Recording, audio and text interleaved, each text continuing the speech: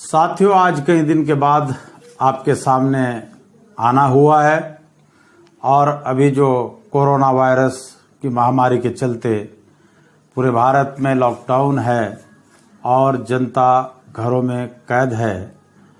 ऐसी परिस्थितियों में कोरोना वायरस की जंग से अगर कोई लड़ रहा है तो वो हमारा चिकित्सा तंत्र और हमारे पुलिस प्रशासन के लोग लड़ रहे हैं। बाकी सब लोग अपने घरों में हैं। साथियों, अभी हाल ही में इस लॉकडाउन के चलते देश में 4-5 बड़ी घटनाएं घटी, जिन घटनाओं ने आत्मा को झकझोर कर रख दिया।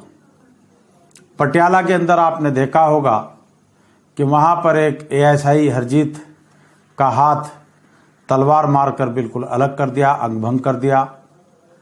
उसके बाद मुरादाबाद की घटना किसी से छुपी नहीं कि किस तरह वहां पर हमारे चिकित्सा तंत्र और पुलिस के जवानों पर हमला किया गया और उनको लहूलुहान किया गया। उसका रिजल्ट भी आप लोग देख रहे हैं अब क्या हो रहा है।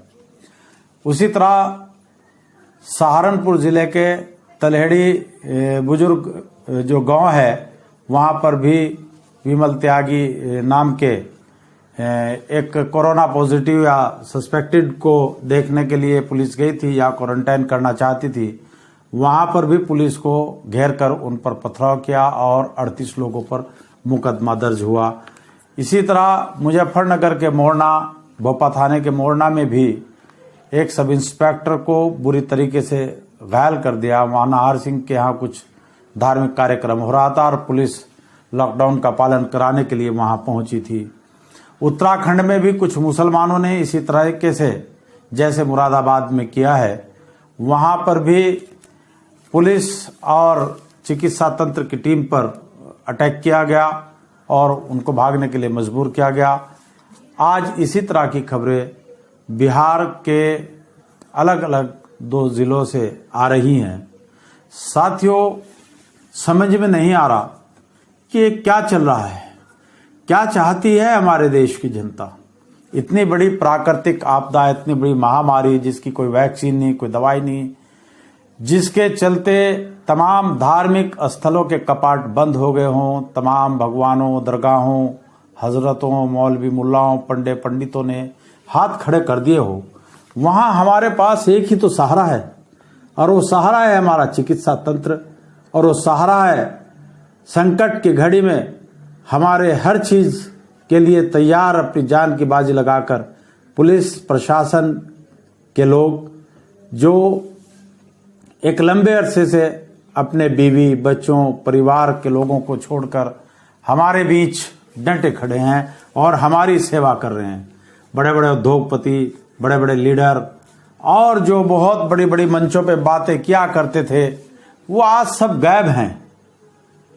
अगर आज मुसीबत की घड़ी में हमारे साथ कोई खड़ा है तो हमारे योग्य चिकित्सक और हमारे पुलिस प्रशासन के जवान, अधिकारी, अफसर, ये लोग हमारे साथ खड़े हैं। अगर हम इन्हीं लोगों के साथ दुर्व्यवहार करेंगे, इन लोगों पर अटैक करेंगे, इनके ऊपर पत्थरबाजी करेंगे, तो आप ईमानदारी से अपने दिल पर हाथ रखकर बता दें कि फिर हमारा इलाज कौन करेगा। एक तो हम अपनी हरकतों से बाज नहीं आते। हम पुलिस प्रशासन के मना करने के बाद भी बार बार उन्हीं गलतियों को दोहरा रहे हैं कि जिन गलतियों के दोहराने से हमारी जान को खतरा पैदा होता है। और अगर पुलिस प्रशासन के लोग हमें रोकते हैं तो हम उल्टे उन्हीं पर अटैक करते हैं। साथियों, हमारे बहुत सारे डॉक्टर मित्र हैं, बहुत सारे पुलिस के सिपाही से लेकर दरोगा, इंस्पेक्टर और ऊपर के अधिकारी हमारे मित्र हैं। अभी कल मेरे से हमारे एक पुलिस ऑफिसर बात कर रहे थे। वो कह रहे थे, मैं उनसे ऐसे ही फोन कर लिया कि पूछ लूं हाल चाल, तो उन्होंने कहा कि आजाद भाई, मेरी बिटिया आई हुई है, छुट्टियों में मिलने के लिए आई थी और मैं अपनी बिटिया से अपने रूम पर सिर्फ 1 दिन मिला हूं। उसके फौरन बाद लॉकडाउन हो गया और मैं अपने बच्चों तक से मिलने नहीं जा रहा हूं और दूर खड़ा होकर उनसे बात करता हूं। अगर उनको देखने को मन करता है तो वीडियो कॉलिंग करता हूं। इसी तरह 3-4 हमारे डॉक्टर हैं यहीं सहारनपुर में और दूसरी जगहों पर भी, वो खुद इस बात को बता रहे कि आज़ाद भाई अपने घर नहीं जा रहे हैं, क्या तो अस्पताल के रूम में है, अस्पताल में है, और अगर घर जाते हैं तो घर के बाहर फोल्डिंग बिछाकर उस पर अपनी रात गुजारते हैं। तो साथियों, कैसी कैसी परिस्थितियों में, किन किन हालातों में हमारे पुलिस प्रशासन के लोग, हमारे चिकित्सक लोग हमारे लिए काम कर रहे हैं, हमारे लिए लड़ रहे हैं। वो अपनी बीवी से दूर है, अपने बच्चों से दूर है, अपने घर परिवार, महल्ले वालों, गांव वालों से कई सौ किलोमीटर दूर रहकर वो हमारे लिए ही तो काम कर रहे हैं। और हम लोगों को फिर भी शर्म नहीं आ रही कि हम उन्हीं लोगों के ऊपर अटैक करते हैं, उन्हीं लोगों को हम परेशान करने का काम करते हैं। तो साथियों, मैं एडवोकेट इंतखाब आज़ाद आप लोगों से आह्वान करता हूं कि हर कोई जानता है ये बात कोई नरेंद्र मोदी जी ने पहली बार नहीं कही, उनसे पहले लाखों लोगों से हमने सुना है कि जान है तो जहान है।